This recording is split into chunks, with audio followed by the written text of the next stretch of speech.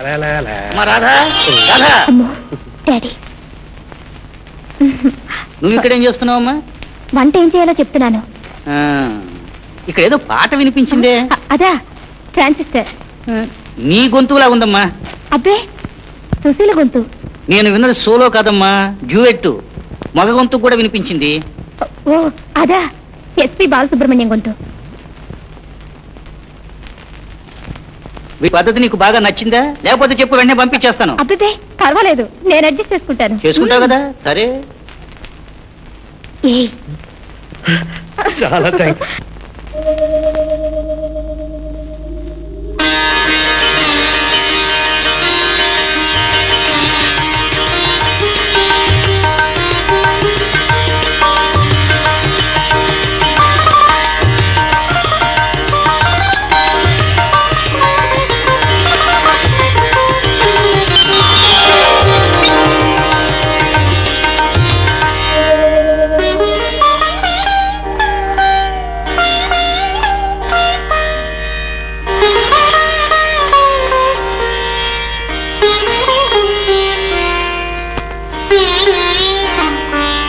బాబు ఇంకా నిద్రపోతున్నావా?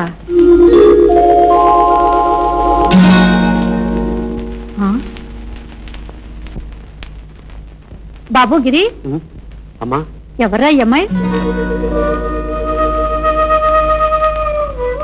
నేను పెళ్ళొద్దంటానికి ఇదేనమ్మా కారణం. ఎవర్రా ఈ పిల్ల? లక్ష్మిని ఆఖరిసారిగా బదిలీ అనే ఆ పల్లెటూరు. మేము పరస్పరం ప్రేమించుకున్నాం.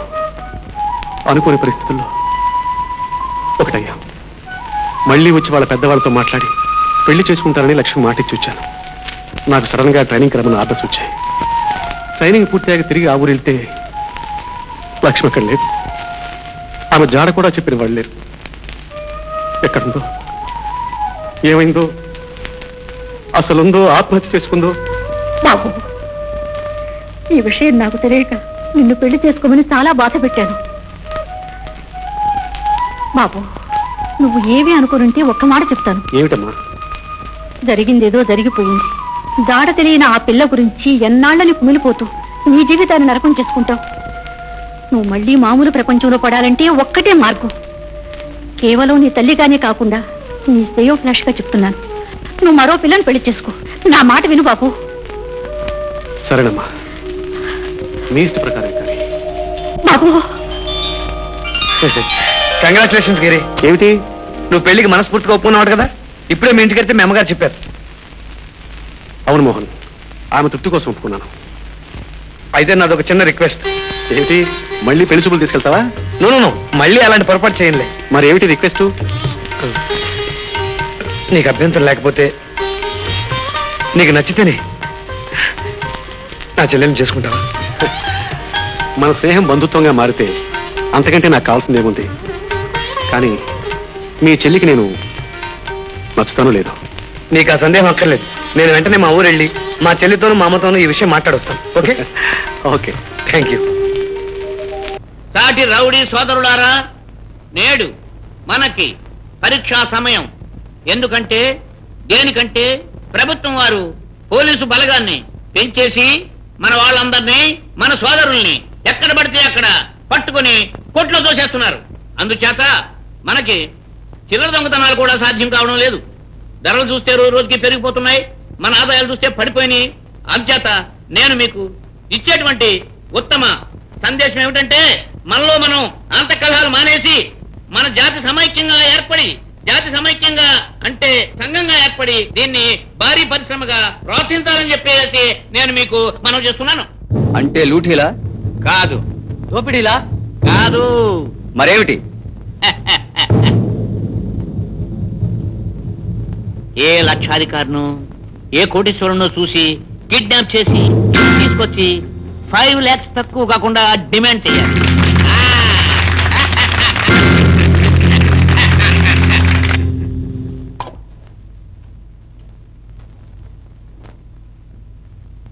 అమ్మా లక్ష్మి, నేను పూజ చేసుకుని వస్తాను. ఈలోగా నువ్వు బీరకాయ కూర చెయ్యమ్మా. మీ బాబాయ్ గారికి ఆఫీస్ టైం అవుతోంది. అలాగే పిన్ని.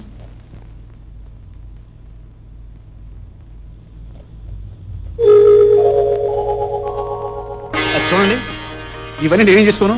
మేకలా పచ్చి పరపరాన్ని అవలమంటారా?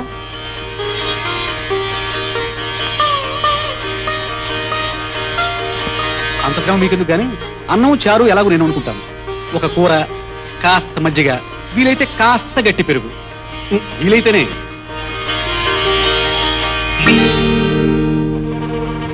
ఊరిట్లోనే చచ్చుంటే ఒక ఏడు పేర్చి ఊరుకునేదాన్ని. ఊళ్ళో తలెత్తుకు తిరిగే యోగ్యత లేకుండా చూసావు.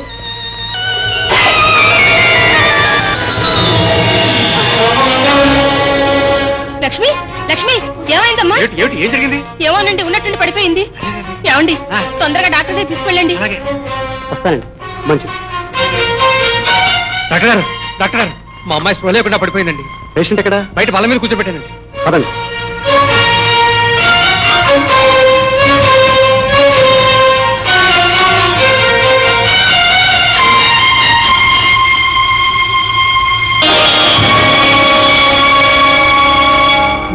సిస్టర్, డాక్టర్ గారు ఎలా ఉంది? She's all right. పోన్లేండి. ఈ అమ్మాయి మీకు ఎలా తెలుసు? మీ బంధువా? కాదు డాక్టర్ గారు, ఎవరో దిక్కులేంది. తనని మోసం చేసిన వాళ్ళని వెతుక్కుంటూ వచ్చింది. ఒకరోజు మీ ఆసుపత్రి ముందే పడిపోయింది. నా ఆసుపత్రి ముందా? అవును డాక్టర్ గారు, అప్పుడు మీరు లేరు. నేనే మరో డాక్టర్కి చూపించి వైద్యం చేయించాను. అప్పటి నుంచి మా ఇంట్లోనే ఉంటుంది. లక్ష్మి. బాబు, లక్ష్మి మీకు తెలుసా? తనని మోసం చేసిన వ్యక్తిని వెతుక్కుంటూ వచ్చిందన్నారే, ఆ వ్యక్తి నేనే. డాక్టర్ గారు, కానీ నేను ఆమెను మోసం చేయలేదు. ఆమె కోసం నేను దేశమంతా వెతుకుతున్నాను. ఆహా, దైవానుగ్రహం వల్ల ఆమె చేరవలసిన చోటుకే చేరింది. నా మనసు తేలిక పడింది. వస్తాను బాబు.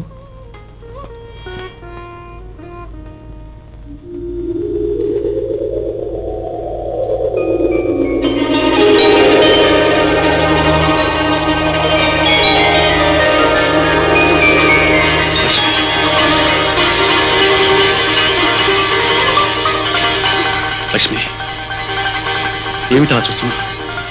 ఇది కళానిజం చూస్తున్నావా? లక్ష్మి,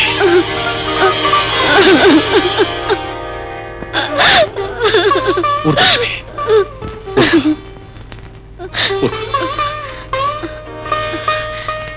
నేను ఇక్కడికి ఎలా వచ్చాను?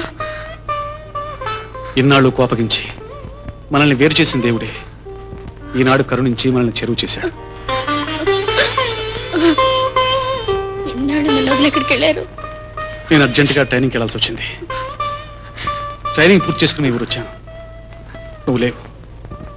నీ జాడ చెప్పిన వాళ్ళు కూడా లేరు. మీ అమ్మ చనిపోయిందని తెలిసి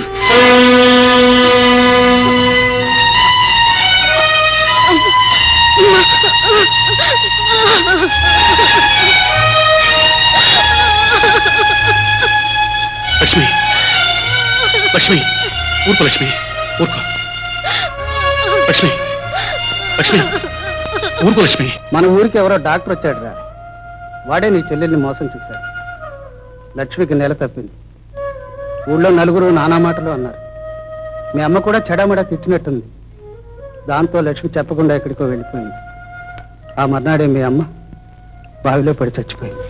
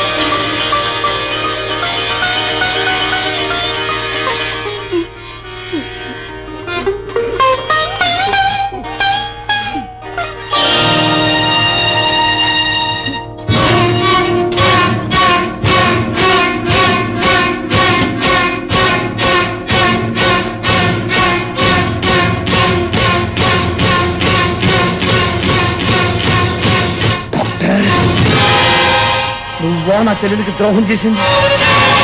నువ్వా నా కుటుంబాన్ని నాశనం చేసింది? ద్రోహి!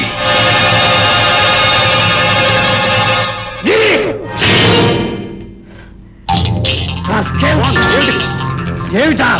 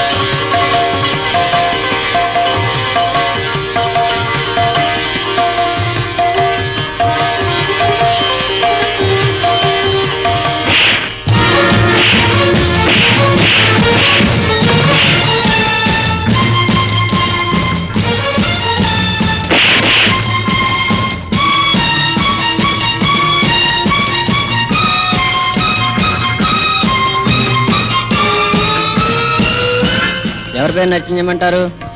గిరిధర్.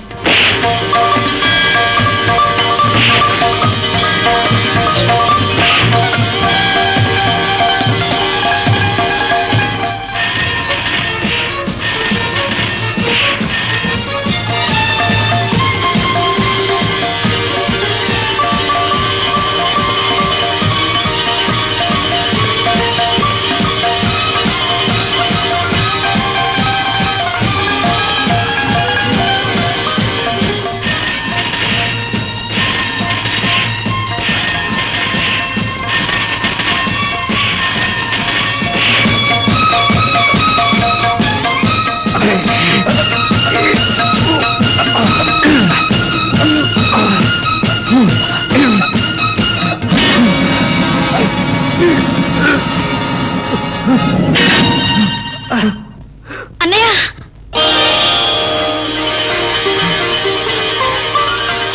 లక్ష్మి! అమ్మా లక్ష్మి! లక్ష్మి! అమ్మా లక్ష్మి నీ చెల్లెలా? ఏమిటి నా కూడా నీ చెల్లెలా? లక్ష్మి నిన్ను మళ్ళీ చూస్తాననుకోలేదమ్మా. మోహన్తో విషయం అంతా చెప్పలేదు మిత్ర. చెప్పేదాకా ఎక్కడ వచ్చి మీద పడి పెద్ద హీరోలా.